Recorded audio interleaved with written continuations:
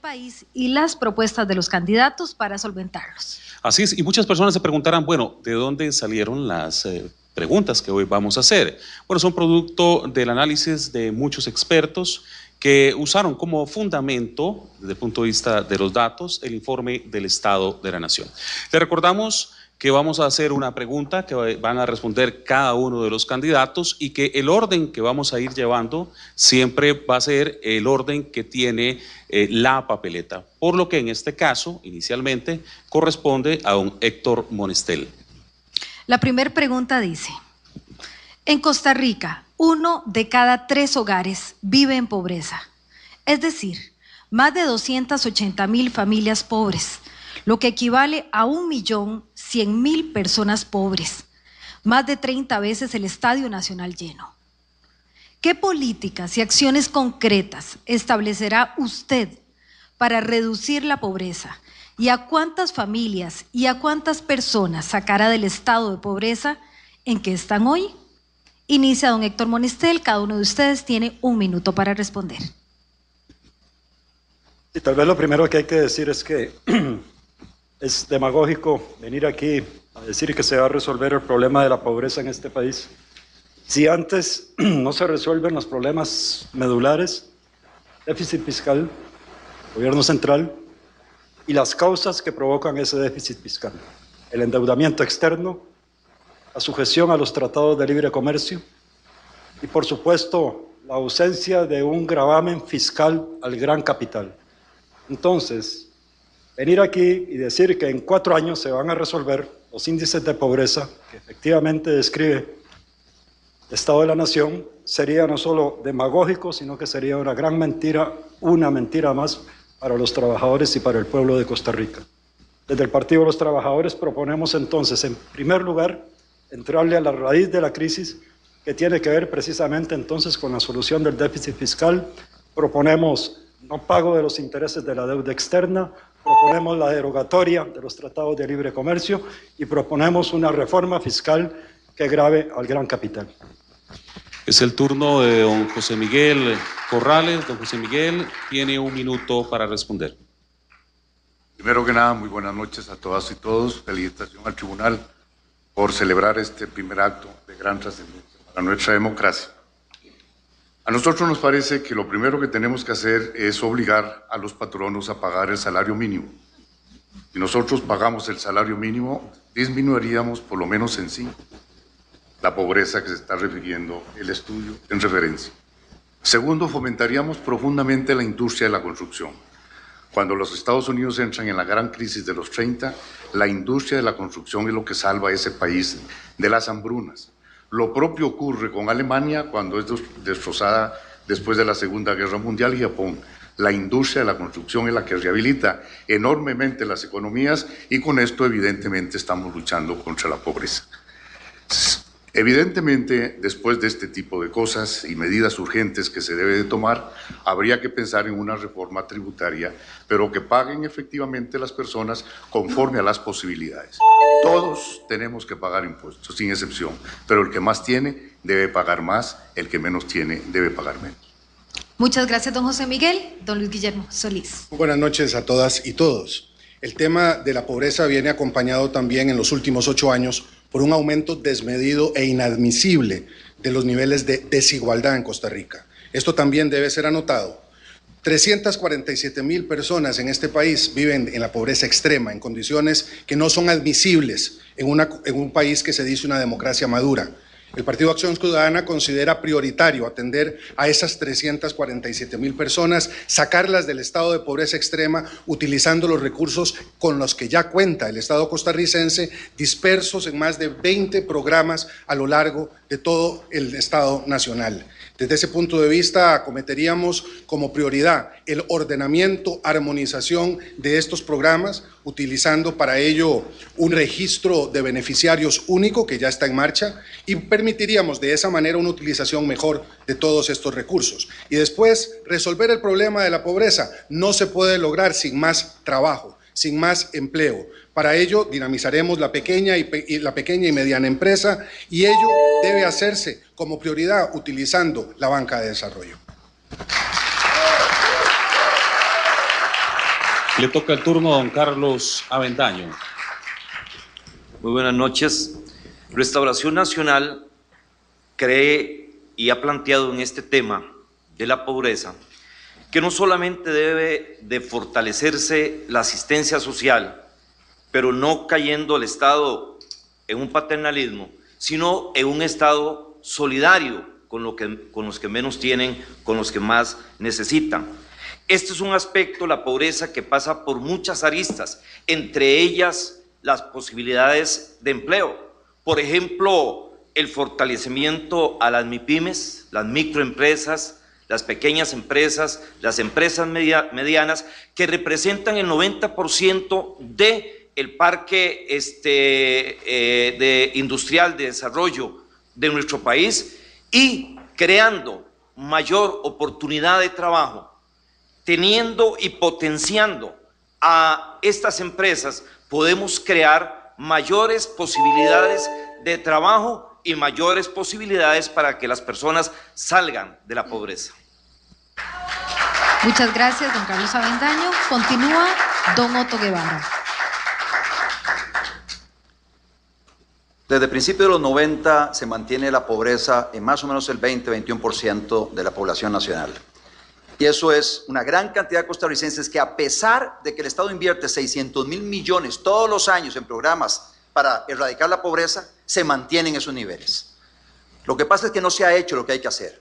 Lo primero que hay que hacer es crear condiciones para que haya empleo en Costa Rica, empleo para todos, oportunidades para emprender, que la gente pueda iniciar un pequeño emprendimiento y con eso poder salir adelante sola a partir de su propio esfuerzo. Y los recursos que hoy existen para asistencialismo social, utilizarlos adecuadamente en las personas que verdaderamente lo necesitan, que no pueden salir adelante por sí solas. Para eso tenemos que identificarlas, para eso hay que mejorar el sistema único de esta población objetivo, para que la plata vaya a quien tiene que ir. De esa manera la ayudamos a salir de la pobreza, la montamos en un emprendimiento, en un trabajo, y así logramos reducir en un periodo relativamente corto la pobreza en Costa Rica. Nosotros en el Movimiento Libertario estamos comprometidos con reducir la pobreza y erradicar la pobreza extrema en los próximos 4 años. Es el turno de don Walter Muñoz. Efectivamente, el Estado de la Nación dice que la pobreza se mantiene en los últimos 20 años porque quienes nos han gobernado han sido los mismos. Nosotros creemos que nadie puede salir de la pobreza si no hay generación de empleo y no hay educación. Y me parece que la generación de empleo debe ser en cada cantón del país, con la microempresa cantonal, que hemos dicho que las utilidades de la banca nacionalizada deben ponerse al servicio de las comunidades con educación, con preparación y a la vez creando ese tipo de trabajo para todos los costarricenses. Nosotros además creemos que los recursos de los programas sociales deben despartidizarse, deben despolitizarse para que lleguen a quien lo necesita y no simplemente a los seguidores de un partido político. Desde ese punto de vista, el Partido Integración Nacional hará un programa efectivo para las personas de extrema pobreza, pero también va a reactivar la economía, porque los gobiernos lo que han hecho es simplemente pedir prestado y poner impuestos, y no realmente generar empleo y fortalecer la educación pública, pero también una educación pública tecnificada para que los jóvenes puedan también estudiar y luego trabajar. Bien, llegamos así al final de esta primera pregunta. Vamos a la segunda pregunta y según el mecanismo que se ha diseñado, le corresponde iniciar a don José Miguel Corrales. Planteamos la pregunta. El principal factor que explica el paso de la condición de pobreza a una condición de no pobreza es el empleo. En un país donde la tasa de desempleo alcanza el 8%, afectando más a mujeres, jóvenes y personas de zonas rurales, ¿cuáles son sus propuestas claras para aumentar las posibilidades de empleo existentes en el país? Inicia don José Miguel Corrales con 1 minuto. Como lo dijimos, evidentemente la industria de la construcción es lo que produce mayor cantidad de empleo. Y no solamente empleo en los trabajadores, como alguien me dijo, una oportunidad que eran para los albañiles y para los carpinteros, no. La industria de la construcción abarca todo el tejido social, todo tipo de empleos, por eso es que es fundamental la creación del empleo ahí. Pero también tenemos estudios del Estado de la Nación de que hay 400.000 mujeres en nuestro país que trabajan 365 días en el año sin que por ese concepto se les remunere de ninguna manera, absolutamente nada. Entonces nosotros pretendemos coger de las asignaciones familiares un monto para pagarle a estas mujeres por el trabajo realizado en las casas un salario, sería el salario de las trabajadoras. Evidentemente, si a ellas les llega un salario, serían en la edad adulta, ellas podrían pensionarse. Entonces tendríamos un sector de la sociedad muy importante en el hogar, cuidando propiamente a sus hijos y evidentemente fortaleciendo mucho la economía del hogar. Pero además nos preocupa mucho un segmento de la población que no tiene ninguna posibilidad de pensionarse, es el trabajador independiente. Para este trabajador independiente también estamos preparando un plan a efecto de que en nuestra patria no haya ninguna persona en el estado de vejez. Ya, disculpe, es que su minuto ya había pasado, disculpe. Vamos con don Luis Guillermo Solís. Reitero lo señalado en la respuesta anterior. Para aumentar el empleo, fomentar vía banca de desarrollo las micro, pequeñas y medianos emprendimientos. En segundo lugar, rescatar al agricultor y al productor agropecuario de nuestro país, donde se generaría mucho del empleo necesario que hoy vemos deficitario en estos sectores. No debemos dejar fuera del desarrollo y el bienestar a nuestra población productora de comida. Y en tercer lugar, la incorporación de jóvenes y mujeres al mercado de trabajo, más red de cuidado, más educación y capacitación permanente para nuestros jóvenes y mujeres. Estos son sectores especialmente vulnerables. No debemos de dejarlos de lado y debemos traerlos al empleo porque mejorando la condición de las mujeres trabajadoras y de los jóvenes trabajadores se fortalecen las familias, se fortalecen las comunidades, mejorará la presencia de los jóvenes en la educación. Sin educación, muchachas y muchachos, no se vive bien y se mejora también la calidad de la democracia. El empleo es el corazón del programa del PAC, porque el programa del PAC tiene que ver con el combate a la pobreza y a la desigualdad. Es el turno de don Carlos Avendaño. Restauración Nacional sigue insistiendo en la necesidad de que el Estado fortalezca las microempresas, las empresas pequeñas, las empresas medianas y también logre enlazarlas con las grandes empresas para que esto venga a potenciar el empleo. También nosotros señalamos las posibilidades verdaderas y reales que tengan todos los niños y jóvenes de nuestro país de estudio, siendo como lo dice nuestra Constitución, gratuito y obligatorio, pero también realmente costeado por el Estado y no como se pretendía en el último plan fiscal, inclusive ponerle impuesto a la educación privada. Yo creo que la educación privada, la educación pública y la educación en general, como la generación de empleo por las MIPYMES, es vital para que la gente salga de pobreza. Muchas gracias, don Carlos. Continuamos con la respuesta de don Otto Guevara. Nos hemos comprometido con crear 500,000 puestos de trabajo para los próximos 4 años. Para ello va a ser necesarísimo quitar las trabas que hoy le obstaculizan a alguien iniciar un pequeño emprendimiento, dar acceso al crédito a quien lo requiera, mejorar la educación de todas las personas, bajar el precio de la electricidad, para lo cual requerimos mayor competencia en el mercado energético y con eso van a bajar las tarifas, apoyar al sector agropecuario, atraer inversión extranjera, no ahuyentarla, atraerla, aumentar turismo.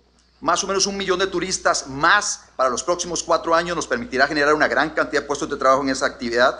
Apoyo a las pymes para generar encadenamientos productivos, infraestructura competitiva, retomar nuevamente esas inversiones importantes en carreteras, en la parte de ferroviaria, en la parte de puertos. Todas esas inversiones y todas estas acciones nos permitirá crear las condiciones en Costa Rica para que puedan nacer estos miles de puestos de trabajo que solo así nos va a permitir reducir la pobreza. Muchas gracias, don Otto. Es el turno de don Walter Muñoz. El Partido de Integración Nacional ha promovido un proyecto de desarrollo de todo el país. Si los cantones a nivel individual no tienen un proyecto para generar empleo, es muy difícil que en esas áreas rurales que menciona el Estado de la Nación se vaya a combatir la pobreza. Por eso decimos que para generarle trabajo a un joven que termine el colegio, que no sabe nada, ningún oficio, tenemos que hacer un colegio técnico para que conozca la posibilidad de integrarse al mercado laboral. La mujer igual, tempranamente sufre el problema de que no puede ir a una universidad y no tiene la posibilidad de estudiar y entonces no puede incorporarse al mercado laboral. Proponemos no que la banca de desarrollo, que tiene 500 millones de dólares y no los pone al servicio de la producción. Toda la banca pública genera utilidades, las guarda y no pone al servicio de la gente de las zonas rurales para que no solamente produzca una microempresa de acuerdo a las características de cada cantón, sino también que le dé capacitación, preparación para que sea exitosa. De manera que la única posibilidad es la generación de empleo en todo el país. Gracias, don Walter. Cierra esta pregunta don Héctor Monestiel, 1 minuto. Volvemos a insistir, sin chocolate, sin cacao no hay chocolate. Aquí todos ustedes los escuchan, hablan de obras públicas, hablan de emprendimientos, hablan de una serie de recetas que es muy fácil sacárselas debajo de la manga. Obra pública. ¿Cómo se va a hacer obra pública si no se resuelve el déficit fiscal? ¿Cómo se van a construir hospitales, escuelas, colegios, infraestructura vial? Emprendimientos, don Otto. El Estado de la Nación demuestra que precisamente el TLC ha arruinado este país, ha generado más desempleo. Y es precisamente lo que impide que las pequeñas y medianas empresas se enganchen en el modelo, y más bien está llevando a la ruina a las MIPYMES. Y en el agro costarricense, la ruina es generalizada. Cada vez es expulsado el campesino y el pequeño productor agropecuario precisamente de su quehacer natural, y están siendo lanzados cada vez más a estas centenas y miles de desempleados que hay ya en este país. Gracias. Muchas gracias, don Héctor. Al inicio del debate le comentamos a nuestros televidentes que teníamos abiertas las ventanas de redes sociales de Facebook y Twitter del Tribunal Supremo de Elecciones para que ustedes nos dieran a conocer su opinión. Y justamente la siguiente pregunta viene del Facebook del Tribunal Supremo de Elecciones. Dice así: Rodrigo Mora plantea lo siguiente: me gustaría saber cómo han logrado el patrimonio que poseen. ¿Donarían el salario? ¿Por qué hacer doble postulación? ¿Será que no quieren soltar la gallina con los huevos de oro? Muchas gracias a Rodrigo Mora, que expresó su pregunta en el Facebook del Tribunal Supremo de Elecciones. Inicia en esta ocasión, igual 1 minuto, caballeros, don Luis Guillermo Solís. Muchas gracias, don Rodrigo, por su pregunta. He sido profesor universitario durante 35 años de mi vida. También he sido funcionario de organizaciones filantrópicas, y así es como he hecho mi patrimonio. Soy un trabajador de la educación pública, solamente he sido profesor de la Universidad de Costa Rica, y por lo tanto lo que tengo es lo que soy, y por lo tanto también no puedo donar mi salario porque de eso vivo, don Rodrigo. Como tantos y tantas costarricenses, vivo del trabajo que me gano. Es más, tanto así que incluso el semestre pasado estuve trabajando mientras acometía la labor de ser candidato a la presidencia de la República. Sin embargo, si fuera electo presidente, sí estaría de acuerdo en congelar el salario del presidente de la República y de los altos mandos de la nación, porque me parece que la plata que ya está prevista es suficiente. No necesita ni el presidente ni su gabinete gastar más del dinero que ya de por sí ganarán desde el primer año de gobierno. Eso sí lo haría, pero el salario tengo que utilizarlo, porque creo que el salario bien habido es un salario bienvenido. Muchas gracias a don Luis Guillermo Solís. Es el turno de don Carlos Avendaño.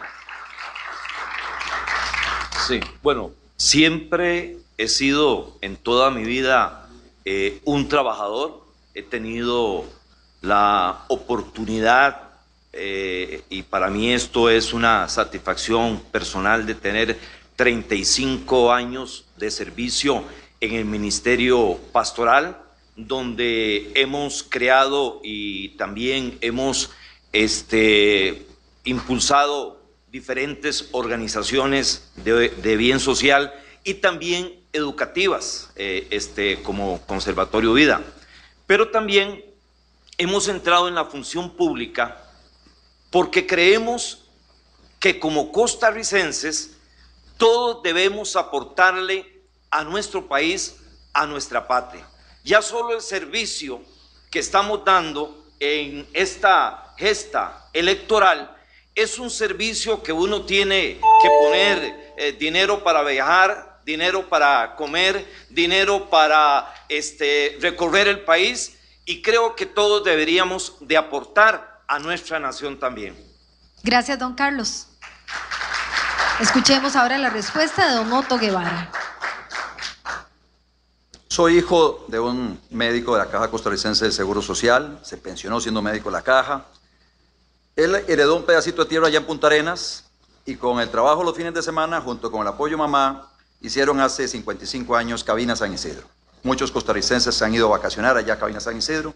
De ese negocio familiar salieron algunas utilidades para que mi padre luego incursionara, también al margen de su actividad como médico, en trituración de piedras del río Barranca, y montamos un quebrador en la zona de Esparza. Ahí estuvimos durante muchísimos años en esa industria, luego yo me incorporé, montamos una bloquera, empecé mi ejercicio profesional luego de graduarme de la Universidad de Costa Rica, obtener una maestría en Administración de Empresas y una maestría en Derecho en la Universidad de Harvard con una beca de la AID, y empezamos a construir un patrimonio familiar. Una parte la hice con el ejercicio profesional como abogado y luego lo otro es un patrimonio heredado de mis padres, de ese trabajo honesto que durante tantos años han logrado construir. Tenemos unas cabinas San Isidro que todavía están allá, manejadas por mi madre, y de esas soy socio en un 25%. Es el turno de don Walter Muñoz. Bueno, yo soy médico especialista, he trabajado durante 30 años en la Caja del Seguro Social, el patrimonio personal se lo debo a mi profesión, pero ya que Rodrigo presenta y nos pregunta, hay cosas que no me gusta contar. Durante los 4 años que fui diputado, trabajé gratuitamente en la Caja, los 4 años, para devolverle un poco el favor a la institución. Y actualmente tengo el salario embargado por la Caja del Seguro Social en persecución por haber planteado un referéndum al país para que el pueblo decidiera el futuro de la Caja. Y aún así estamos participando, y estamos participando sin que a ningún costarricense le cueste un colón los 17 años del PIN en estas contiendas políticas, porque nunca nos han dado deuda política. De manera que eso es una carta de presentación. Me parece que el salario es un derecho del trabajador, pero también para que sepa que no estamos acá para lucrar, sino que hay una historia más bien de persecución dentro de toda la trayectoria política, y no llevo doble postulación. Soy candidato a la presidencia de la República. Gracias. Muchas gracias. Don Héctor Monestel. Sí, don Rodrigo, yo soy un pensionado universitario, he sido trabajador universitario, y todo lo que tengo, que todavía lo debo, mi casa, se la debo a la Junta de Ahorro y Préstamo de la Universidad de Costa Rica. Y eso que ahí hay grandes facilidades para hacerse uno las cosas. De tal suerte que, en ese sentido, he sido toda mi vida un trabajador y un luchador. Como abogado, no defiendo corruptos, no defiendo traficantes, no defiendo agresores, no defiendo empresarios, defiendo trabajadores, defiendo campesinos que generalmente no pueden pagar los servicios profesionales de un abogado. Entonces, en ese sentido, estamos muy claros que lo que uno tiene efectivamente es producto no solo del trabajo, sino también de las luchas con los trabajadores y el pueblo de Costa Rica. Y sobre la doble postulación, don Rodrigo, no me dio tiempo, se la debo. Finalizamos este segmento de respuestas con don José Miguel Corrales. Un minuto, don José Miguel. Gracias, don Rodrigo, por su pregunta. Mi patrimonio es producto de 45 años de ser abogado, y además fui socio de una empresa que se llamó Palacio del Roble, porque ya no existe, que estaba en Moravia. Como diputado, doné mis gastos de representación y la gasolina a distintas instituciones de beneficencia los 3 periodos en que fui diputado. Y además he dicho, lo reitero, no voy a cobrar salario, porque si vivo de una pensión de la Caja Costarricense del Seguro Social y mi señora es pensionada por el Magisterio Nacional, no hay razón para que nosotros cobremos ese salario que se ganaría como presidente. Pero le agrego, don Rodrigo, si quiere la pregunta completa, que renuncien también a los gastos confidenciales y a los gastos de representación y a algunos otros gastos que tiene el señor presidente de la República. qué es el verdadero salario y qué es el que le permite engrosar. Así es que usted puede tener plena seguridad, llevando control absoluto al pueblo costarricense, de que no cobraremos un solo 5 por el ejercicio de la presidencia si es que llegamos ahí. Bien, llegamos así al final de este primer bloque de preguntas. Vamos a ir a un corte comercial. Cuando regresemos, los candidatos van a preguntarse entre ellos y también seguiremos escuchando la voz de los costarricenses. Ya venimos, vamos a un corte. Ya venimos, este es el primer programa del debate oficial del Tribunal Supremo de Elecciones.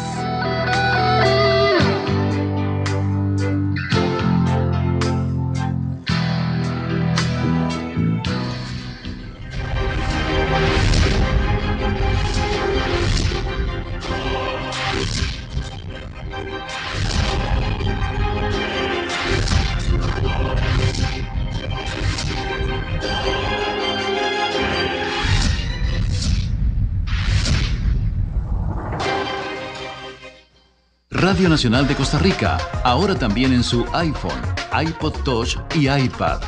Solo tiene que ingresar al Apple Store y descargar gratuitamente la aplicación de Radio Nacional, abrirla y darle clic al play en el botón de ver la programación.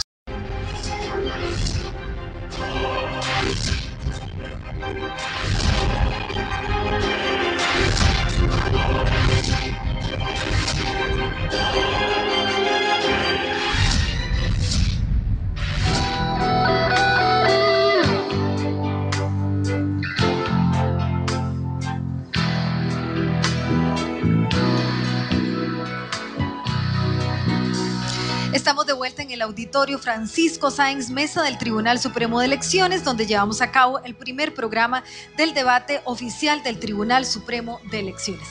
Lizeth, yo creo que también es oportuno dar nuevamente espacio a todas las personas que están viendo este debate, que están queriendo consultar a través de las redes sociales. Así que la siguiente pregunta va a ser de redes sociales, recordándoles que según el orden que llevamos, le corresponde a don Carlos Avendaño ser la persona que inicie las respuestas y que tienen 1 minuto.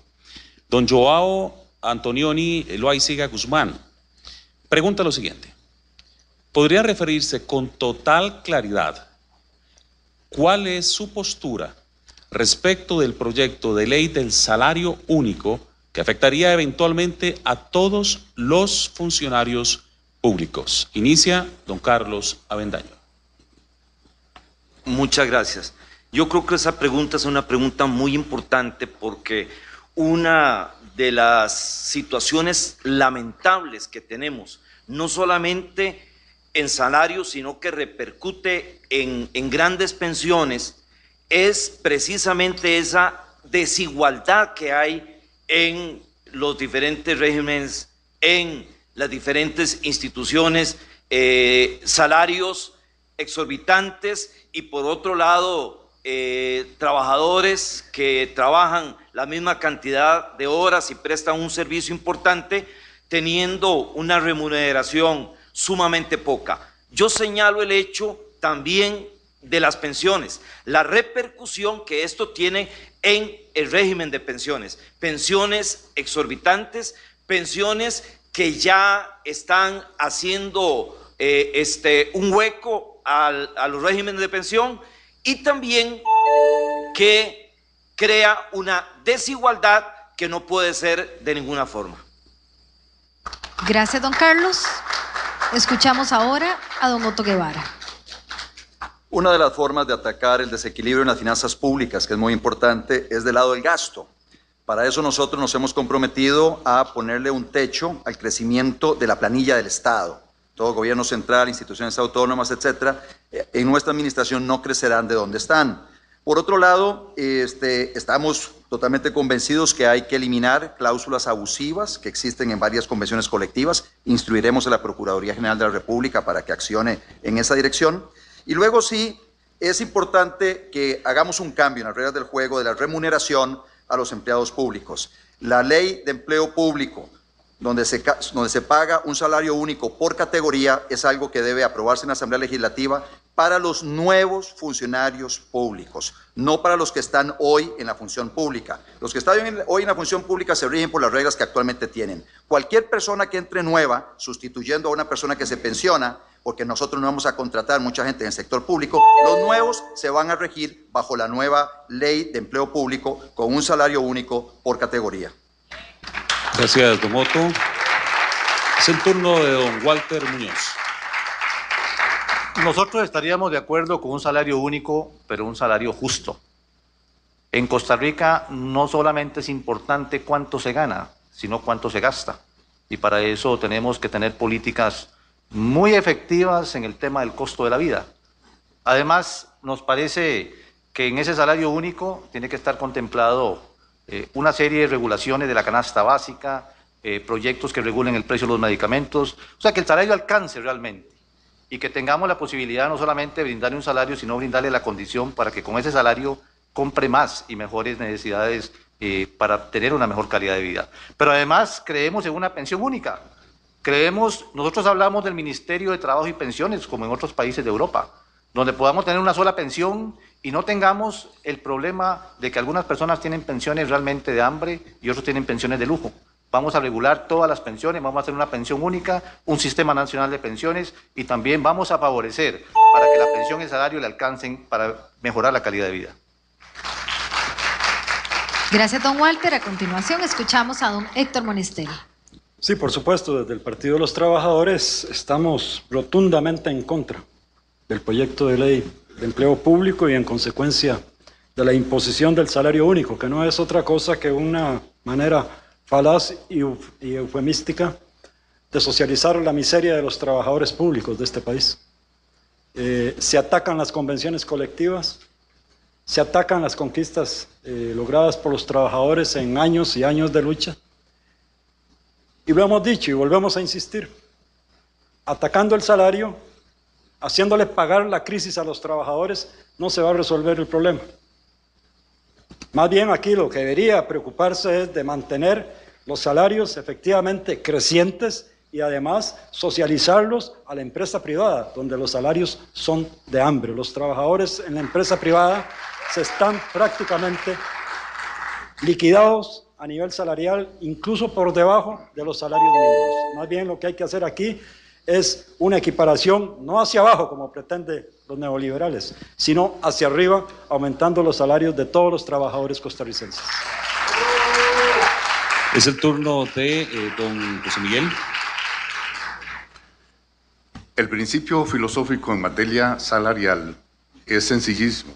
Igual salario, igual trabajo. Ahora, evidentemente, igual salario, igual trabajo, ya otro tipo de conductas son que deben irse ajustando de acuerdo con las devaluaciones, etc. Y hacer las diferencias también, que es muy importante, en cuanto a igual trabajo, igual salario, hombres y mujeres, porque en nuestro país hoy se está pagando diferente a la mujer que es médico, al hombre que es médico, el salario para la mujer es inferior en algunos casos. Por eso, en lo personal también estamos totalmente de acuerdo, y el partido al que yo pertenezco también, en que debe haber un régimen único de pensión. Las pensiones en nuestro país deben de ordenarse a riesgo de que en un momento determinado el sistema o el régimen de pensiones sea un perfecto fracaso. Y con esto, evidentemente, el perjuicio que se le da a todas las personas que están en estos momentos en estos distintos regímenes de pensiones van a ser sumamente severos. Muchas gracias. Don Luis Guillermo Solís. Muchas gracias. Don Joao Antonioni nos pregunta específicamente sobre el proyecto de ley sobre salario único. Yo creo que ese proyecto no es aceptable en la forma actual porque no toma en cuenta dos condiciones que me parecen fundamentales de analizar aquí. Una es el gran desorden que hay en materia salarial. Eso no puede ser porque tenemos estas grandes discrepancias que producen el segundo fenómeno, que es la gran injusticia que hay tanto en materia salarial como en materia de pensiones. Y esto hace que algunos funcionarios tengan unos salarios que sean inadmisibles en un país como el nuestro, mientras que otros puedan estar en una condición verdaderamente precaria. Es necesario avanzar hacia niveles mayores de justicia en cuanto al tamaño de los salarios, pero también de ordenamiento de estos salarios que no pueden estar al margen del Estado de Derecho. En eso estoy de acuerdo con don Otto, de que no puede ser que se cambien las reglas del juego, ya las que existen en este momento, con respecto a una gran cantidad de convenciones y de instituciones que, como decía don Héctor, podrían afectar principalmente a las personas que menos ganan. En todo caso, también atender con prioridad a quienes más ganan y más abusivos salarios tienen.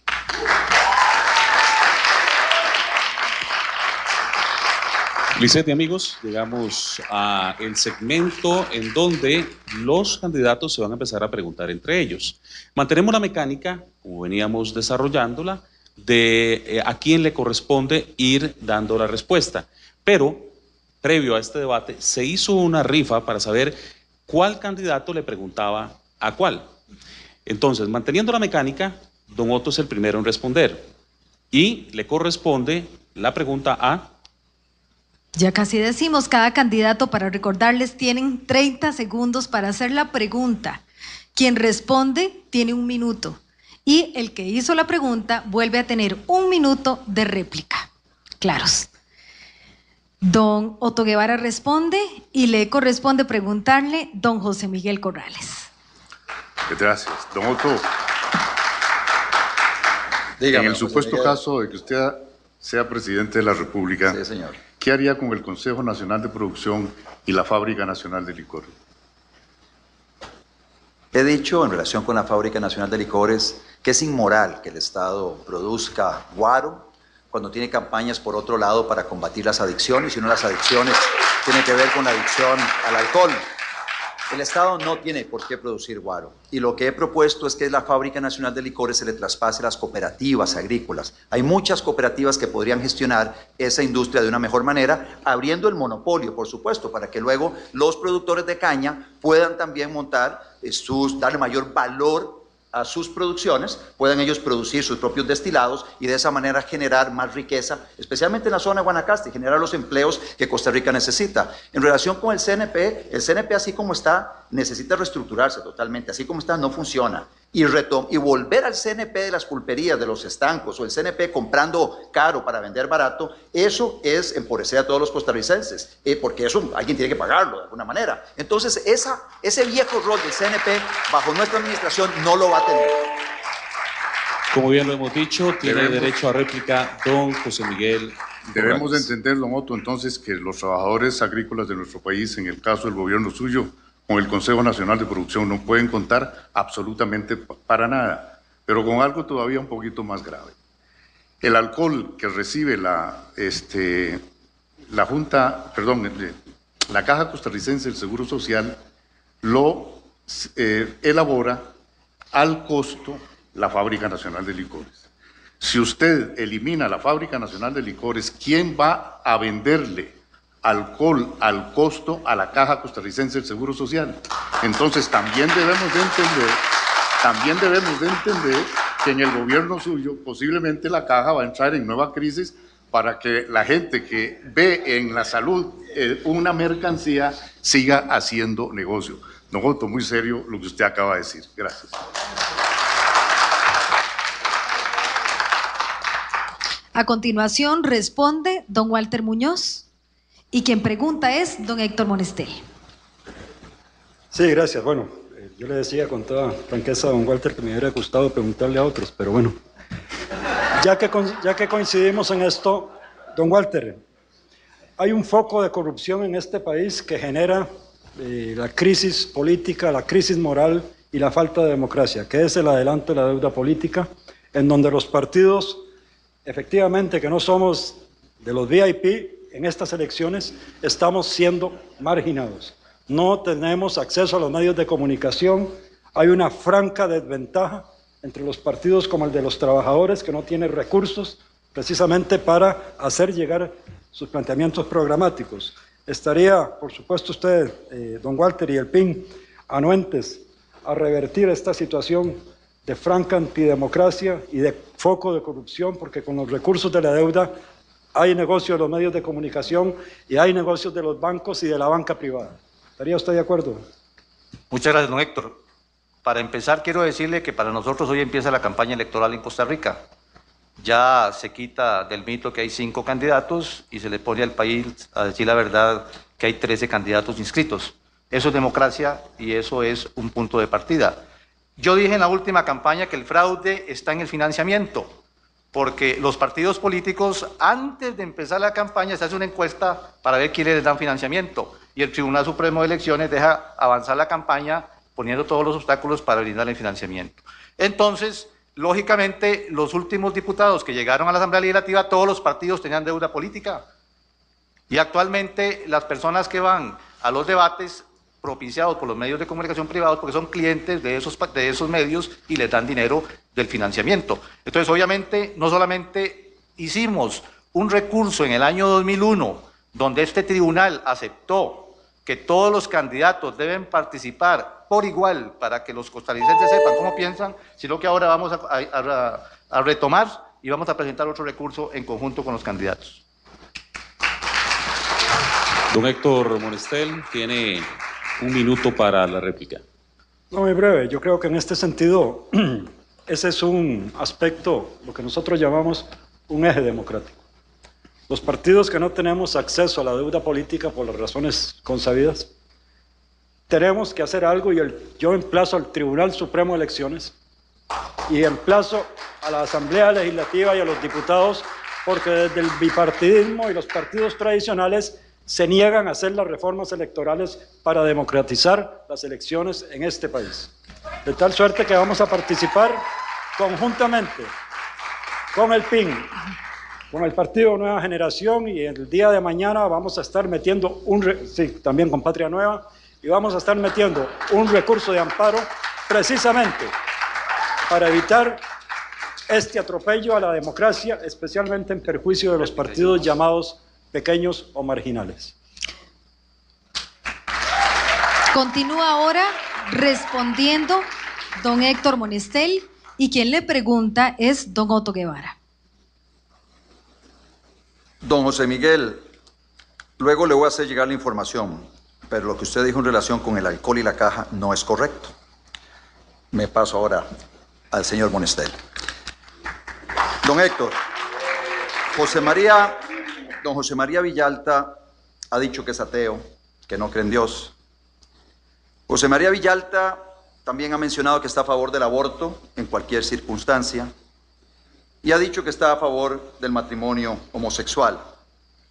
¿En qué se diferencia usted de José María Villalta en esos 3 temas? Evidentemente. No, es Monestel. Don Héctor Monestel es quien responde. Nosotros desde el Partido de los Trabajadores, lo hemos dicho públicamente, estamos por defender a muerte el derecho a decidir que tienen las mujeres. Nosotros estamos por el derecho que tienen las mujeres a decidir si abortan o no abortan. Esa es una decisión, y estamos por despenalizar el aborto. Nosotros estamos desde el Partido de los Trabajadores también por el derecho a decidir en el matrimonio igualitario entre personas del mismo sexo. Estamos por defender los movimientos de la diversidad. Si en esto estamos coincidiendo o no solo con el señor Villalta o con cualquier otro, nos alegra. Nosotros tenemos nuestra propia planteamiento, y en esos temas del derecho a decidir, de la despenalización del aborto, del matrimonio igualitario, y no de esa falacia que se llama unidades de convivencia, que eso no resuelve el problema de fondo, que es el derecho al matrimonio igualitario que tienen las personas del mismo sexo, si así lo desean, incluso su derecho a la adopción. Tiene derecho a réplica, don Otto. Para nosotros, en el movimiento libertario, la vida inicia desde la concepción, y no podremos jamás estar de acuerdo con quitarle la vida a un niño no nacido porque a alguien se le ocurrió. Nosotros estamos a favor del reconocimiento de derechos patrimoniales de parejas del mismo sexo, Y hemos incorporado en nuestros estatutos principios de la doctrina social de la Iglesia, como la dignidad de la persona humana, la solidaridad, el principio de la acción subsidiaria del Estado, ya combinándolos con otros postulados como la libertad con responsabilidad y la igualdad de derechos. Eso es lo que nosotros somos. Y vamos a luchar en la Asamblea Legislativa y desde la Presidencia para que esos valores cristianos que cimentan nuestra sociedad se respeten. Siguiendo con esta dinámica, ahora le corresponde responder a don José Miguel Corrales y quien le pregunta es don Luis Guillermo Solís. Don José Miguel, a pesar de que usted es un ciudadano joven, muy joven todavía por sus ideales, ha pasado 40 años de su vida en la gestión pública forjándose una reconocida reputación de hombre cabal, defensor de la ética y de la moralidad en la función pública. ¿Cuáles serían las acciones que usted emprendería como presidente de la República para ponerle fin al escandaloso sistema de corrupción y al mal manejo de las finanzas públicas que prevalece en estos momentos en nuestro país? Gracias, don Guillermo, por sus conceptos. Don Otto, la información que le di me la dieron el último día antes de este debate y de la Caja Costarricense. Don Luis Guillermo, mire, el gran problema de la corrupción en nuestro país empieza en la Constitución política.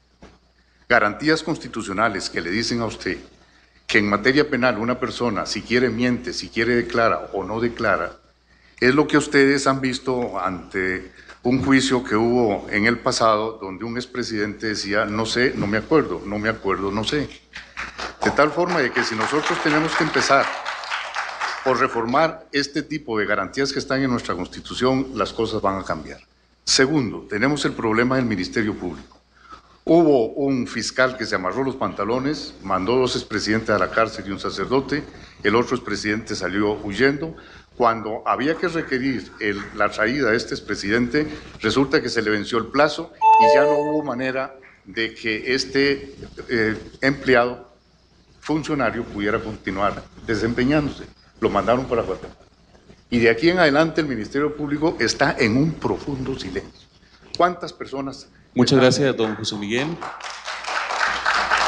Es el turno de réplica, don Guillermo. Bueno, evidentemente tendremos que seguir hablando de esto, don José Miguel, y su consejo será siempre bienvenido. Yo suscribo lo dicho por don José Miguel, y el Partido Acción Ciudadana ha dicho, y yo reitero hoy, que colocaremos a la ética en el corazón de la política. Queremos un gobierno no solamente que maneje bien el recurso público en el sentido de no permitir que nadie coja la plata de todas y todos los costarricenses, se la eche en la bolsa y se vaya para casa, sino también garantizando que los fondos del Estado que ya están disponibles para construir escuelas, caminos, para garantizar el buen funcionamiento de la caja, se utilizan de manera adecuada. También eso es corrupción, el no hacer el trabajo que nos llama la gente y nuestro mandato constitucional a acometer. Pero todavía más importante que luchar contra la corrupción es no permitir que haya impunidad. Esto que decía don José Miguel, que me parece fundamental. Aquel funcionario público, y digo público porque privados también hay, que también son corruptos y son impunes, evitar que esos funcionarios queden sin castigo si cometen faltas contra las finanzas públicas. A continuación, quien responde es, según el orden, don Luis Guillermo Solís, y quien le pregunta es don Carlos Avendaño. Don Luis Guillermo, yo le he escuchado a usted sobre el tema del Estado laico, sobre el tema del aborto, sobre el tema de fecundación in vitro, de sociedad de convivencia o matrimonio homosexual. Pero los diputados del PAC son los principales impulsadores de esos proyectos en la Asamblea Legislativa. Y también dice doña María Elena Chacón, su vicepresidenta en el semanario Universidad, Ana Elena, que para que se respeten los derechos humanos en Costa Rica deben de desaparecer el Estado laico, o sea, tenemos que tener un Estado ateo. Y por otro lado dice que también tienen que desaparecer los partidos cristianos. ¿Qué nos dice usted de eso? Porque creo que aquí no calza la cosa. Con todo gusto, don Carlos. Mal haría cualquier persona, y estoy seguro que doña Ana Elena entre las primeras no lo siquiera sugeriría, en una democracia, pedir que se elimine cualquier partido político. De hecho, lo que tenemos que ir es hacia una democracia más y más plural, don Carlos, en donde no sea el fundamentalismo religioso de ningún tipo el que prevalezca, sino la oportunidad de todas y todos de expresar su punto de vista. El Partido Acción Ciudadana no favorece el aborto y no considera que sea lo mismo las sociedades de convivencia que el matrimonio igualitario. Nosotros creemos y hemos dicho como partido que estamos a favor de las sociedades de convivencia, el otorgamiento de derechos civiles y patrimoniales a todas y todos los costarricenses, independientemente del sexo que tengan, si viven en pareja, porque creemos que ese es un derecho constitucional. Y también, don Carlos, no confunda un Estado laico con un Estado ateo. Eso no lo dice ni siquiera las organizaciones religiosas y mucho menos la Iglesia Católica. Un Estado laico, pero un Estado con Dios es el que quiere el Partido Acción Ciudadana. Tiene derecho a réplica don Carlos Avendaño. Pues sí lo hizo hacer esta declaración, sí la hizo la señora Chacón, de que debían desaparecer o debía ser un Estado laico. Y la pregunta es ahí precisamente, ¿qué es un Estado laico? Porque para algunos es un Estado ateo y no un Estado laico. Eso lo planteo como una pregunta. Pero lo que ella dijo es muy claro de que los partidos cristianos, o como lo dice ella, religiosos, tienen que desaparecer para que se respeten los derechos humanos aquí en Costa Rica. Y por otro lado, don Otto, su bancada de diputados actuales, conjuntamente con Villalta y con los del PAC, son los que promueven el aborto, el matrimonio homosexual, fecundación in vitro, el Estado laico también, y aquí no concuerdan lo que usted está diciendo con lo que están haciendo los diputados de estos partidos políticos en la Asamblea Legislativa. Continuamos, ahora responde don Carlos Avendaño y quien le pregunta es don Walter Muñoz. El Partido Integración Nacional es un proyecto que nace con un centro de estudios para buscarle solución a los problemas nacionales en el campo social, económico, ambiental, pero desde su inicio es un defensor de la democracia costarricense y promueve una democracia participativa. Yo quiero preguntarle a don Carlos Avendaño, que en el pasado creemos en que ha sido un defensor de la Constitución política, ¿por qué razón o cuál sería su planteamiento en la solicitud que nosotros hacemos para que el artículo 33 de la Constitución nos dé igualdad a todos los candidatos de poder llevar el mensaje a todo el país? Y si también él sería defensor de la Constitución política en el artículo 73 para devolverle a la Caja del Seguro Social la autonomía y que no dependa de quién sea presidente, sino dependa de un Plan Nacional de Seguridad Social, brindarle una mejor calidad de atención a todos los asegurados.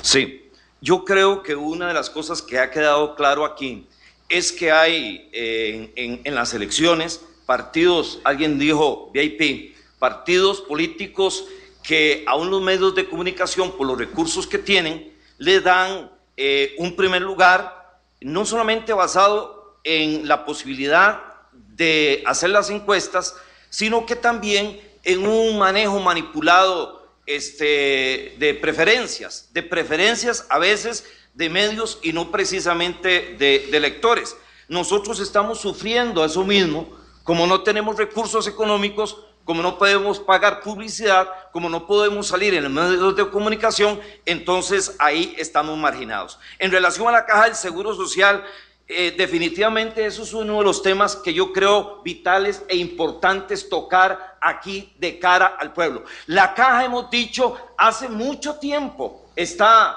muy grave y en coma, y se requiere una intervención urgente, no solamente filas, no solamente faltan especialistas. Ahora quieren aprobar fecundación in vitro y resulta que quieren que la Caja también lo haga y la van a terminar de quebrar. Gracias, don Carlos Avendaño. Tiene derecho a réplica don Walter Muñoz. Nosotros nos comprometemos, si llegamos a la presidencia de la República y nuestros diputados, realmente a respetar la Constitución y devolverle la autonomía de la Caja para mejorar los servicios. Lo que le interesa a un asegurado es ser atendido más rápido y de la mejor manera, y no hay un plan nacional de seguridad social sostenible en 5, 10 o 15 años que no solamente le garantice salud, sino también que garantice la sostenibilidad de las pensiones. Y por otra parte, nos parece que la defensa de la democracia, que es lo que Costa Rica ha exportado a nivel mundial, hoy se ve más amenazado que nunca, porque no solamente la democracia electoral, es la democracia donde la igualdad de todos los costarricenses está en juego. El Tribunal Supremo de Elecciones no ha actuado y tiene una resolución del año 2001 donde nos da la razón, no ha actuado para dar esa igualdad porque esto se convierte en un fraude electoral. Decirle a los ciudadanos que no hay 13 candidatos, de cómo piensan llevar los debates, es engañar al pueblo y eso se llama elección antes de la votación. Bien, Liceo y amigos, llegamos así al final de esta dinámica y vamos a ir a un corte comercial agradeciéndole también a todas las gentes que nos han seguido en las redes sociales y en Facebook y Twitter del Tribunal Supremo de Elecciones. Vamos al corte y cuando regresemos, otro segmento de preguntas.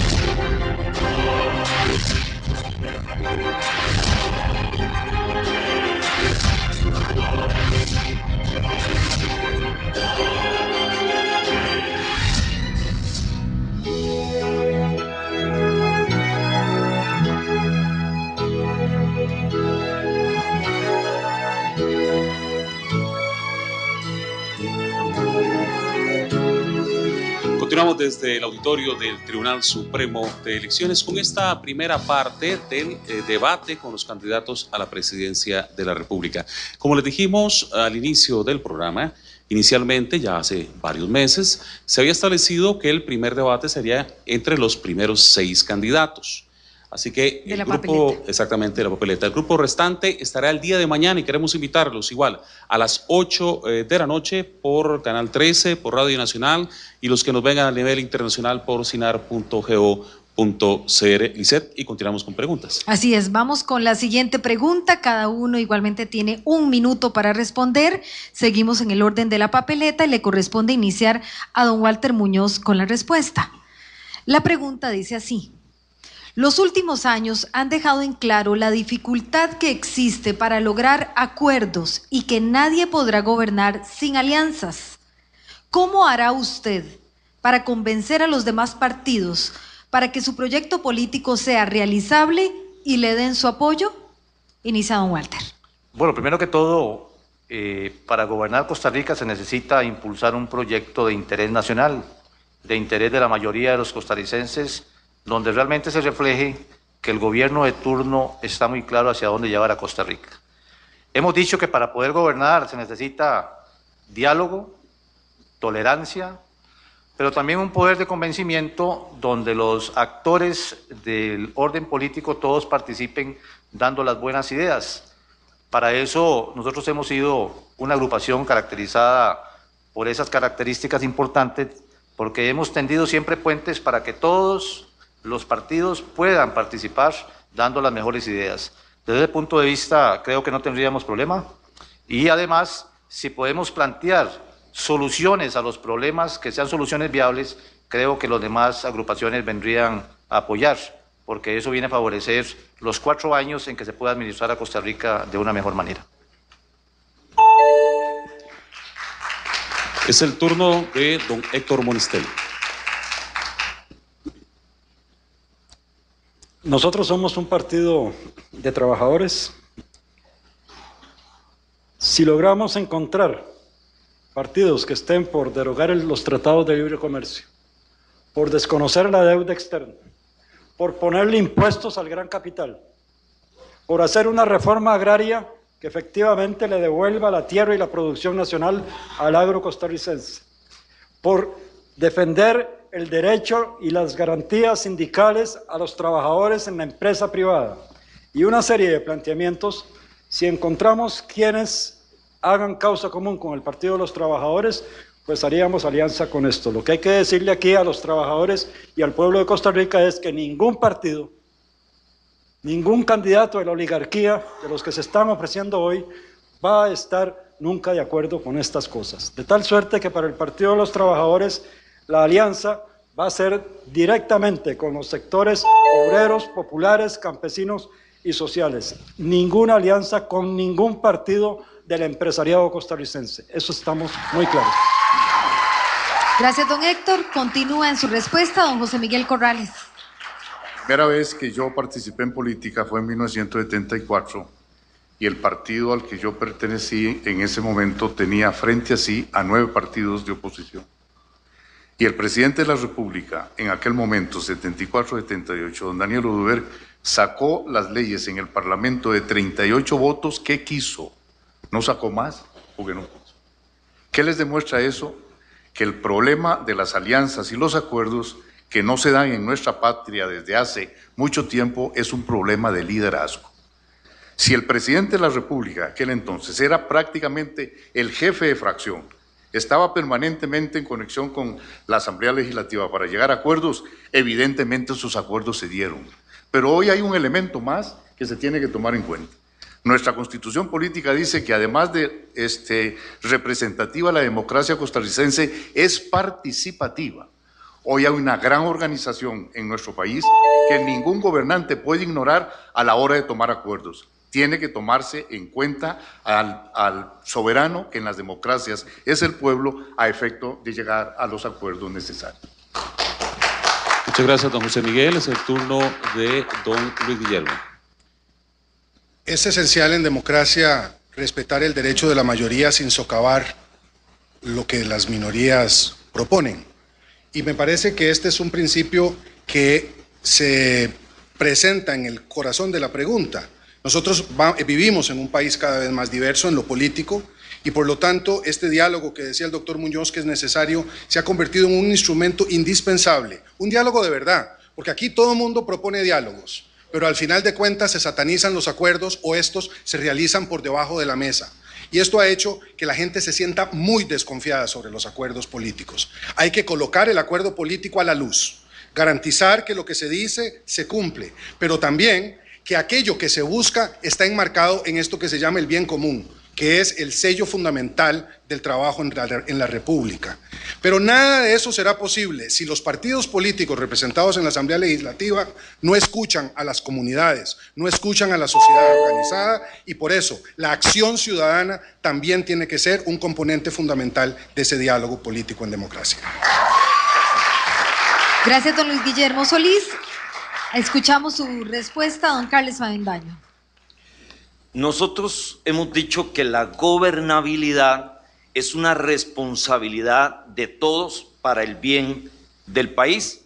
Como lo dijo don Luis Guillermo, los acuerdos se han satanizado y se han señalado o se señalan a los partidos cuando se acercan y convergen. Nosotros hemos dicho que no somos diputados de oposición per se o diputados oficialistas, sino que somos diputados de posición y de posición responsable. Debe ser una responsabilidad de cada grupo político el poder llegar a acuerdos con el gobierno y con las restantes fuerzas representadas en la Asamblea Legislativa por la salud y por el bienestar del país. No se vale ser solamente del no y no y no, porque todos vamos en este barco y si este barco, el país, se hunde, nos hundimos todos con el barco. Gracias, don Carlos. Cierra este segmento don Otto Guevara. Esta administración del Partido Liberación Nacional ha sido particularmente desastrosa en esta materia. No hay liderazgo, no hay habilidad de negociación, no hay comunicación, no hay diálogo social de ninguna forma. Y si no hay diálogo, no hay forma de llegar a acuerdos. Si no hay liderazgo, no hay forma de definir un norte de a dónde se quiere llegar. Nosotros estamos proponiendo como forma alternativa un liderazgo claro, que tiene claro hacia dónde vamos como sociedad. Básicamente una sociedad donde todos vivamos mejor. Un poder ejecutivo puertas abiertas para atender todos los reclamos de la sociedad, las llamadas de atención sobre aspectos que haya que prestarles precisamente atención.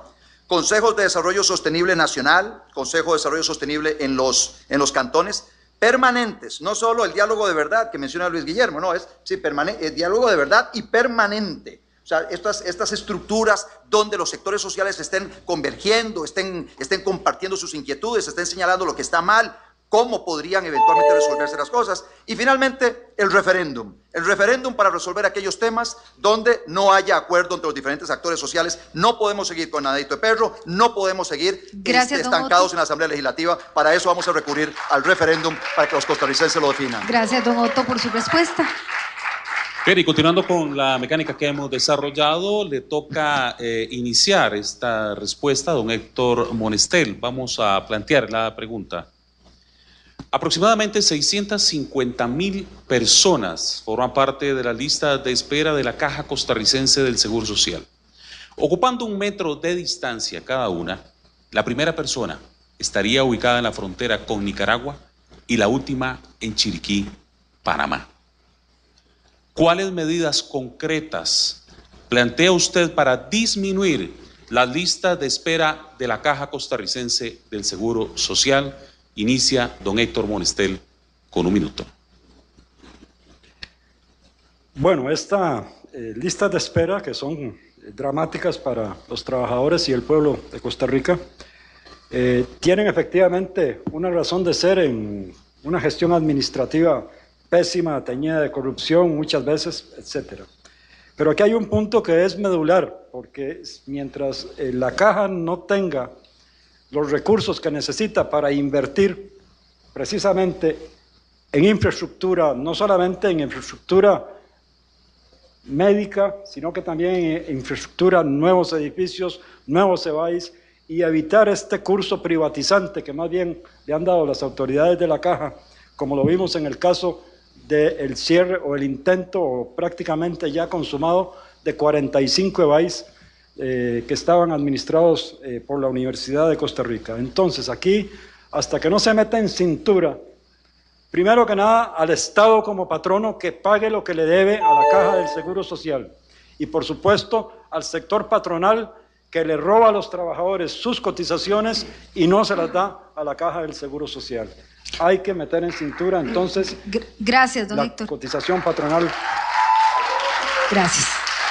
A continuación, escuchemos la respuesta de don José Miguel Corrales. El primer gran esfuerzo es intervenir la Caja Costarricense del Seguro Social a efecto de que los expertos que conocen la materia digan qué es lo que se tiene que hacer. Segundo, necesariamente, y en esto ya estamos en conversaciones con el Banco Popular, ver qué posibilidad existe de pagarle en dinero efectivo a la Caja la deuda que tiene el gobierno con la Caja, que es verdaderamente enorme, pero enorme. Tercero, sacar a los enemigos de la Caja, porque hay una serie de personas que han puestos en la Caja para destruir a la Caja, porque hay un pensamiento de filosofía política que cree que la salud es una mercancía, porque se venden hígados, se venden riñones, se venden todo tipo de cosas, y este tipo de gente que está directamente guiada a favorecer los intereses particulares en esta materia se tiene que eliminar. Construir evidentemente el hospital de los adolescentes. Tenemos hospital de niños, tenemos hospital de adultos, tenemos hospital de persona mayor, pero los adolescentes no tienen, y tienen particularidades en su salud que es fundamentalmente necesario construirles un hospital.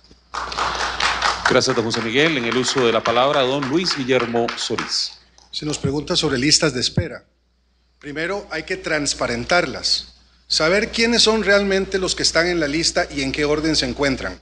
Para ello hay que utilizar los recursos de la tecnología que tenemos a nuestra disposición, y especialmente avanzar rápidamente en tener el expediente electrónico que le garantizaría darle transparencia a esa lista. Segundo, utilizar mejor los recursos disponibles. Roberto es un cirujano en el Hospital San Juan de Dios, me reservo el apellido. Él podría estar operando no 3, sino hasta 4 pacientes diarios, si tuviera la seguridad de que esos pacientes tienen camilla o ropa de cama o que los pueden bajar rápidamente en lugar de que las personas que tienen que hacerlo o no cuenten con el material que requieren o estén tomando café. Los profesionales médicos de la Caja pueden atender a más pacientes. Tercero, avanzar hacia un sistema en donde lo privado y lo público esté efectivamente separado. Eso es complicado por la disponibilidad de especialistas, pero deberíamos de lograrlo. Y finalmente, mejor administrar los recursos de la Caja, reduciendo la corrupción y los biombos. Gracias, don Luis Guillermo. Escuchamos a don Carlos Avendaño. Lo preocupante y lo alarmante es que la situación caótica de la Caja Costarricense de Seguro Social se viene mencionando y se vienen haciendo informes ya hace muchísimos años, pero parece que a nadie le importa porque nadie ha hecho nada. Han tenido gobiernos y gobiernos y gobiernos de todos los partidos y no se hace nada con la Caja Costarricense. El asunto es más que filas. La infraestructura de la Caja, de los hospitales de la Caja está colapsada. En lugares importantes no hay especialistas, no hay tampoco en la Caja una respuesta inmediata a esas personas que no pueden pagar en la medicina privada, sino que tienen que esperarse meses y años para una cita o para una operación. Y encima de todo esto, quieren ponerle que la Caja practique la fecundación in vitro, o sea, terminarla de quebrar. Gracias, don Carlos. Yo uso la palabra a don Otto Guevara. Papá era oncólogo en la Caja Costarricense de Seguro Social y siendo chiquillo, me acuerdo cuando él llegaba afligido a la casa, cuando se le quedaba un paciente de cáncer para el día siguiente. La Caja ha cambiado mucho desde la época en que papá ejercía como médico allá. Hoy tenemos citas a 9 años plazo. Hace poquito me enseñaron una del 2022 para una persona del Tony Facio. Eso es absolutamente inaceptable. Necesitamos meter citas por internet y teléfono, expediente digital, quirófanos las 24 horas, más médicos, menos administrativos. Ahí tenemos los recursos, mayor capacidad resolutiva a los EBAIS y clínicas. Y también, si se requiere, comprar servicios en forma transparente al sector privado. Se pueden licitar perfectamente la operación de cataratas, ciertos procedimientos quirúrgicos, ciertos procedimientos diagnósticos, para que las personas tengan acceso al servicio de salud cuando lo requieren. Porque acá lo más importante es que la salud del asegurado es lo más importante, no tanto la institución, la salud. Tenemos que rescatar nuestra Caja Costarricense de Seguro Social y para eso tenemos que fortalecerla. Don Walter Muñoz, escuchamos su respuesta. Mire, yo quisiera que fueran solo 50,000, creo que se quedaron muy cortos. Hay 500,000 de personas en listas de espera. Lo que hay que definir es en qué tipo de espera, porque si no corremos, algunos van a esperar y se van a morir. Tenemos que tomar a las personas que más lo necesitan urgentemente para poder hacerle una cirugía. Cirugía de hernias y cirugía de vesícula es la gran lista, por ejemplo. Y eso se logra básicamente haciendo que la persona no vaya un día a hacerse un examen, otro día el ultrasonido, otro día tiene que ir a una valoración, todos los días va algo diferente y no se saca del sistema. Hay que hacerle todo en el mismo acto para que esa persona resuelva su problema y ahí comenzamos a cortar las listas de espera. Segundo, tenemos que activar las clínicas para que sean clínicas materno-infantiles. Los hospitales están llenos para atención de partos que se pueden atender fuera del hospital y tomar los hospitales en 3 turnos para que podamos resolver todas estas listas de espera. Y además, esos recursos que quiere don Otto llevárselos a nivel privado, no hombre, cojámoslos para comprar equipos para la Caja. La Caja ha gastado millones de dólares que hoy un sector privado se ha hecho millonario y nosotros planteamos para que el señor Avendaño no se escuche, planteamos un referéndum donde poníamos las soluciones de la Caja para que el país fuera el que decidiera. De manera que la lista de espera en un año la resolvemos nosotros dentro de un gobierno del Partido Integración Nacional. Muchas gracias a todos los candidatos por haber respondido estas preguntas. Nos vamos a ir a la pausa comercial para venir al cierre de este primer programa del debate oficial del Tribunal Supremo de Elecciones. Ya venimos.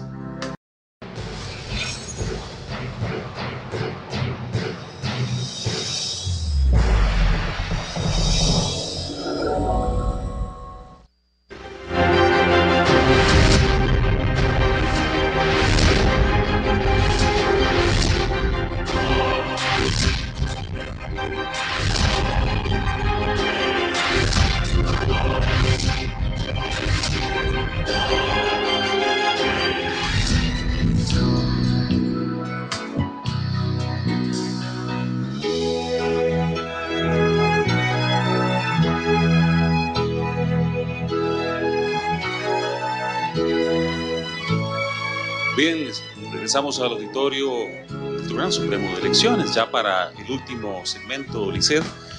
Y quisiéramos primero agradecer a la gente que ha participado en las redes sociales. Realmente es muchísimas las preguntas que están planteadas, pero también quisiéramos invitarlos para que desde ya pongan sus preguntas, cuelguen sus preguntas para el día de mañana, porque mañana continuamos con la segunda parte de este debate y considero, Lisset, tal vez que sea oportuno que repasemos cuáles son los candidatos que estarán presentes el día de mañana, Lisset. Así es, mañana estarán igual a las 8 de la noche en el debate del Tribunal Supremo de Elecciones, Óscar López del partido Accesibilidad Sin Exclusión.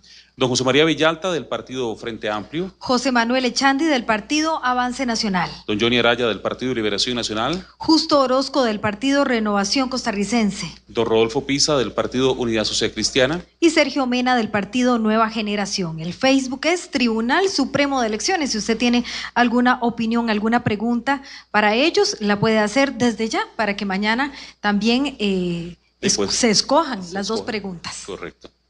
Bien, y llegó el momento de la última pregunta, Lisset, que esperamos le permita a los candidatos pues ampliar sin mayor problema en su respuesta. Tienen un minuto para responder. Es la pregunta de conclusión de este debate y es algo que todos los costarricenses nos preguntamos en este momento. Es la siguiente: ¿por qué quiere o debe ser usted el próximo presidente de la República?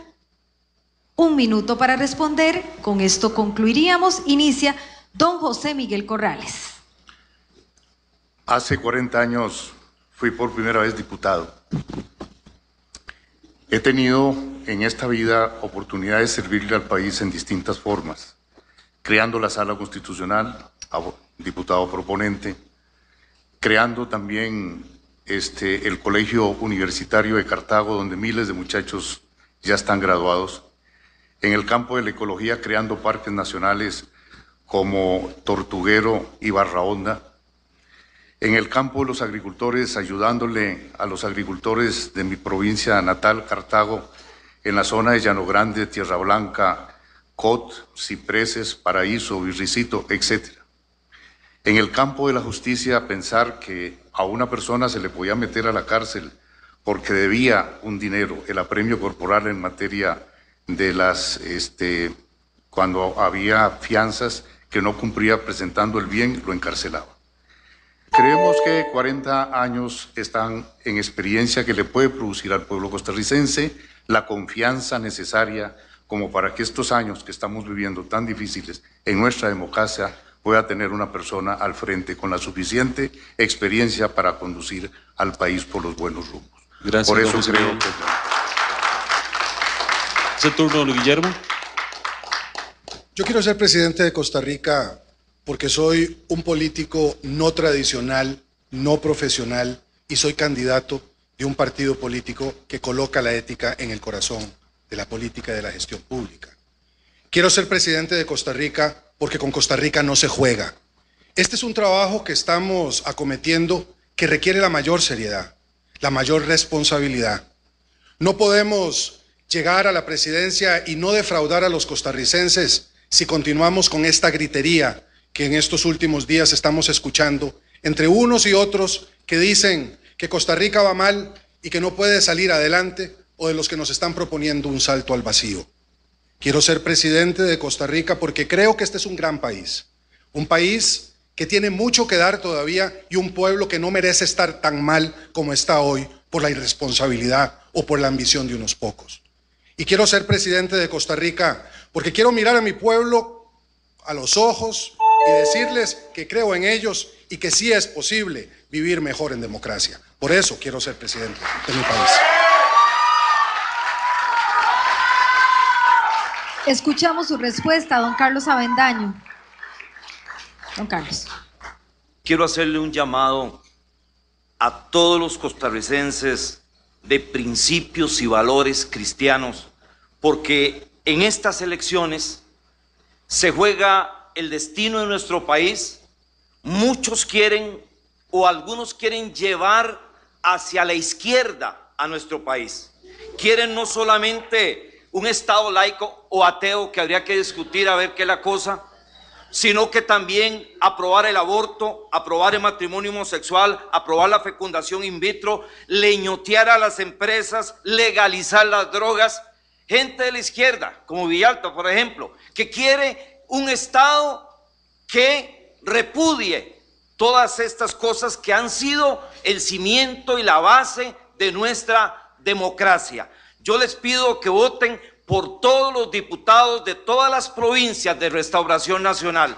En todas las provincias Restauración Nacional lleva hombres y mujeres íntegros de valores y principios cristianos, y le pido su voto para esos diputados y diputadas que sabemos que van a defender la vida y la familia también. Muchas gracias, don Carlos. Es el turno de don Otto Guevara. Tengo 53 años. He acumulado a lo largo de estos años una gran cantidad de experiencias académicas, abogado, un par de maestrías, experiencia política, fui diputado durante 4 años y bien calificado. Experiencia empresarial, sé lo que cuesta hacer la platica, sé lo que es lidiar con toda la tramitomanía. Y en estos 15 años vinculados a la política, donde nunca hemos gobernado, le hemos cumplido a los costarricenses desde la Asamblea Legislativa, protegiendo su bolsillo contra más impuestos y protegiendo al que produce. He madurado mucho en estos 15 años. Ya no soy aquel muchacho de 38 años, bastante inmaduro. He madurado, he ganado experiencia y hoy le presento a los costarricenses un plan de gobierno para que todos los costarricenses podamos vivir muchísimo mejor que como vivimos hoy. Estamos planteando el cambio seguro, el cambio bueno, el cambio que no es el continuismo de Liberación Nacional o el comunismo de José María Villalta. Es el cambio bueno y cambio seguro para que todas las personas en nuestro país vivamos mejor. Gracias, don Otto. Escuchamos a don Walter Muñoz. Yo quiero ser presidente para administrar este país, porque creo tener la capacidad que durante más de 10 años un centro de estudios ha venido analizando para proponer soluciones a los problemas de este país, como hoy he venido a plantear algunas de ellas. Creo tener la honestidad en la función pública para poder gobernar este país en favor de la mayoría, porque no llegaría con el dinero ni con el favor de un grupo económico, sino llegaría con el voto del pueblo, y al pueblo tendría que devolverle el bienestar social. Somos un partido de respuesta, promovemos una democracia participativa, integrando todos los sectores. Queremos rescatar a esa clase media que Costa Rica ha tenido durante mucho tiempo, pero creo que mi principal razón por la cual quiero ser presidente es porque he visto a Costa Rica en los últimos 20 años, los mismos que tenemos de participar en la política, aumentando la pobreza y haciendo los ricos más ricos y los pobres más pobres. Si el pueblo de Costa Rica nos apoya, lucharemos por esa calidad de vida para todos los costarricenses. Muchas gracias. Tiene en el uso de la palabra don Héctor. En el Partido de los Trabajadores no creemos en mesías, en caudillos, en supermanes que van a resolver la crisis capitalista de este país. En el Partido de los Trabajadores creemos en la organización y en las luchas de los trabajadores. Todos nuestros candidatos y candidatas a diputadas tienen como requisito 2 esenciales. 1, que sean luchadores y luchadoras probadas y que no sean corruptos. A partir de eso, desde el Partido de los Trabajadores somos una organización de la izquierda costarricense que estamos proponiendo una salida socialista a la crisis capitalista de este país. Además, llamamos a los trabajadores y a las trabajadoras costarricenses: no voten más por los empresarios, no voten más por los patronos. Llamamos a ser gobierno de los trabajadores. Estos candidatos y estos grupos no van a romper con el Tratado de Libre Comercio, van a seguir endeudando el país y por supuesto que no van a ponerle un impuesto al gran capital, que es el que se está robando la riqueza y empobreciendo a todo el pueblo de Costa Rica. Gracias, don Héctor. E igual agradecemos a los señores candidatos que han participado el día de hoy. Les brindamos un aplauso a ellos por el trabajo que han venido a desempeñar y ojalá que nos permita pues, que tengamos mayores herramientas para construir democracia. Así es, muchísimas gracias a los candidatos, gracias a usted que desde su casa también ojalá tenga más elementos para hacer, como decíamos al principio, un voto inteligente.